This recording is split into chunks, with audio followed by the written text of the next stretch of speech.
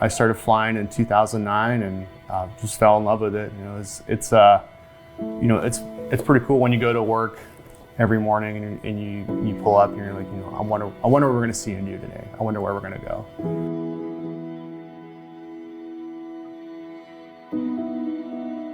My flight partner, Chad, who was the flight nurse that day, and our pilot, Dave Schneider, was just a great pilot.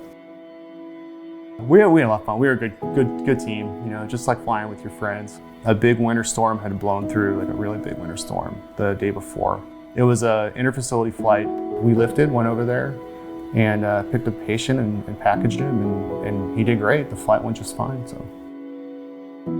things didn't go bad until we were probably about 15 minutes into our 25-minute return to base. Kind of right over, kind of in no man's land of the superstitions where there's nowhere to set down. It's just really rugged terrain. I had enough time to pick up my head and from the laptop and see us going into a dive. The terrain, getting bigger and closer at us. We banked hard right. I'm assuming we were trying to go for altitude, and we were just too far into it. It's like the aircraft exploded. We had hit and then rolled. We kind of went end over end, and as we rolled, kind of the aircraft just disintegrated, like just started breaking apart. The aircraft came down on the pilot's side. I was actually ejected out. So I was trying to get out of my harness. I'm shouting for them, and I could hear Schneider, our pilot, just taking his last breaths, just kind of those agonal respirations. By the time I got out of my harness, he had stopped breathing, and like I knew he died. So I got to where the aircraft was, on the side of the aircraft, and I grabbed onto the skit and was able to go down. I saw my partner, Chad.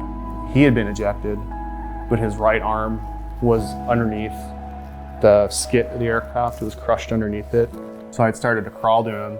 I remember grabbing his legs and we were trying to get him out, but there was no way.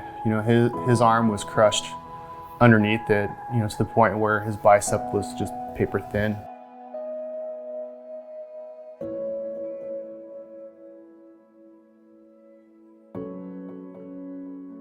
It was freezing. Once the sun went down, it probably dropped 30 degrees, and we were drenched in fuel, laying in snow. The air traffic controller who was watching us was new. She was overwhelmed. She had forgotten about us. It wasn't until, I think, almost 3 hours later that they realized that we were missing.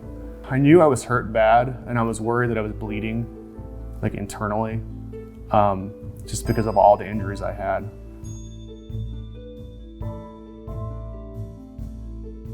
Realistically, had they not been along that flight path, I probably wouldn't have survived till morning.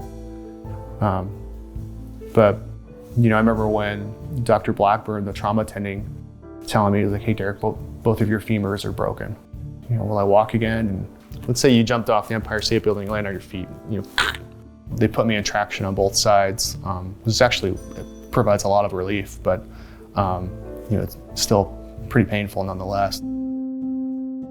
When I arrived at the hospital, I found Derek's immediate family, and I reassured them and explained my role as a patient advocate, and that I'm going to be here for you until the very end, until he's completely released from care. I will be helping coordinate things. I'll make sure that he gets everything he needs to get better.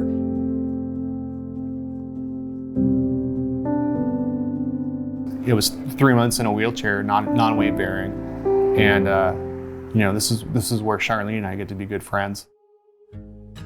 Charlene will come in if I have a question, a concern, a problem, and she comes in and she has the answers.